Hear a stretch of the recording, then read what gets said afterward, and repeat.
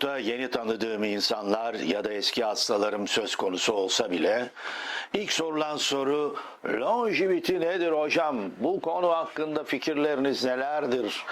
Ya da bir hastalık hakkında spesifik sorular şeklinde olur. Bu longevity meselesi gündemin en önemli meselesi. Çok haklı insanlar. Uzun yaşam demek değil mi doktorum? Evet, şimdi longevity meselesinden insanların anladığı hayatı uzatmak, yaşam süresini uzatmak gibi gözüküyor. Bu haddini aşan bir sözcük bana göre. Çünkü insanın durup dururken yaşam süresini uzatması söz konusu değildir. İnsanın yaşam süresini kısaltması söz konusudur. Çünkü gerontolojideki ilk sözcük bir insanın ya da bir canlının hayata geldiği anda hücrelerinin harcayacağı oksijen miktarı sabittir denir. Ne demek bu?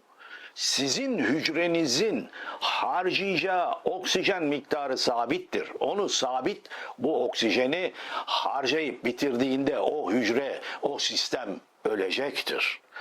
Bu nedenle yaşamı uzatmak terminolojisi yerine ben yaşamınızı sağlıklı geçirerek yaşamınızı kısaltmayın sözcüğünü tercih ediyorum. Eğer havalı bir terminoloji istiyorsanız ona da sağlıklı yaşam, healthivity diyebilirsiniz. Çünkü insanlara bakıyorsunuz, ne yapıyorlar? İnanılmaz derecede toksik malzemeler kullanıyorlar, yiyorlar, içiyorlar, akıl ötesi gıdalar, akıl ötesi hareketler, çok büyük bedensel hareketler vesairelerle damar sağlığını öncelikle bozarak, daha sonra da akciğer sağlığını bozarak, daha sonra yedikleri içtikleriyle mide ve intestinal sistem sağlıklarını bozarak hayatlarını o kendilerine biçilmiş olan daha doğuştan harcayacakları sabit oksijen miktarını süratle tüketerek ömürlerini kısaltıyorlar diye düşünüyorum. O yüzden ben longevity sözcüğü yerine eğer hayatı uzatmak diye anlamlandırılıyor ise healthivity yani sağlıklı yaşam diyorum. Sağlıklı yaşam. Sağlıklı yaşayın dostlarım. Kendinize yaşadığınız süre içerisinde mutlaka dikkat edin. Sağlıklı yaşam deyince de insanın aklına hemen spor yapalım mı? Evet. Yürüyüşler için ne yapmamız lazım? 10.000 adım kuralı. Benim sevgili dostlarım, sevgili hastalarım, sevgili kardeşlerim. Eğer mesleğiniz sporla ilgili bir meslek değil ise aşırı spor yapmak sağlığa bana sorarsanız zarar verir. Çünkü dolaşımı hızlandırırsınız. Çünkü kalp atım hızlarınızı arttırırsınız. Ben 50-60 yaşları arasında bir kalp hastası hastam geldiğinde işte biraz yürüyüş yapın, hareket edin dememin önemli bir sebebi var. Çünkü sedanter bir hayat yaşıyor. Evden dışarı çıkmıyor, korkuyor, hastalanacağım, düşeceğim diyor. Dolayısıyla damar sağlığı da son derece kötü.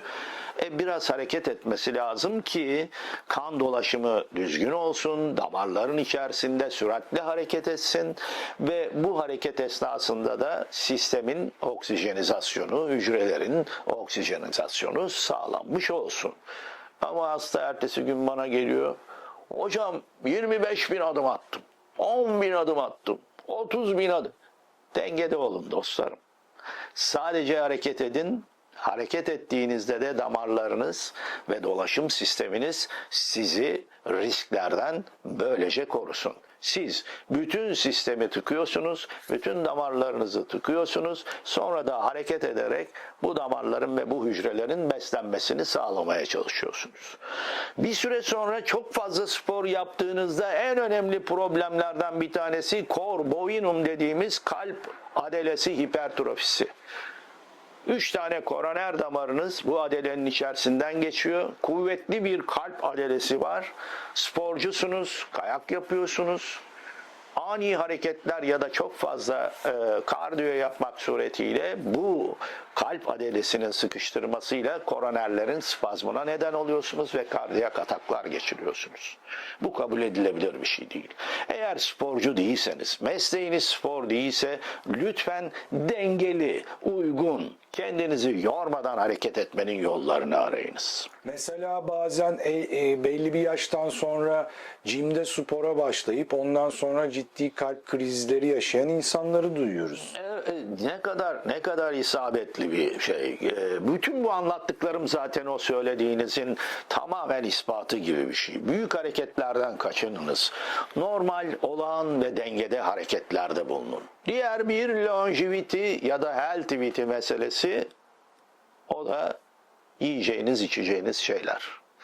Ne yiyeceksiniz? Nasıl yapacaksınız? Yemenize, içmenize nasıl dikkat edeceksiniz? Akdeniz diyetiyle mi besleneceksiniz?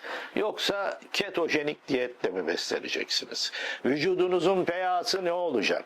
Normal vücut pH'sı 7-10'da 4'lerde dolaşırken siz ketojenik diyetle bu pH'yi aşağıya düşürmeye başlarsanız neler olacak? Yukarıya çıkmanız ve alkali duruma geçmenizde neler olacak? Bütün bunlar beslenme düzeniniz iyi bir diyetisyenle kontrolünüzün altında olmalı.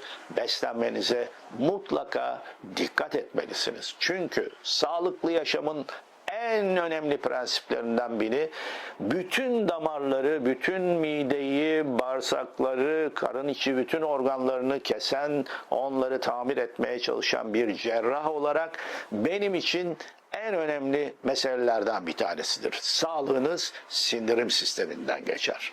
Sindirim sisteminize çok iyi ve çok dikkatli bakmalısınız. Böylece beslenme düzeninizi doğru bir şekilde sağlayabilirseniz hayatınızın kısalmasına engel olursunuz. Buna lütfen dikkat edin.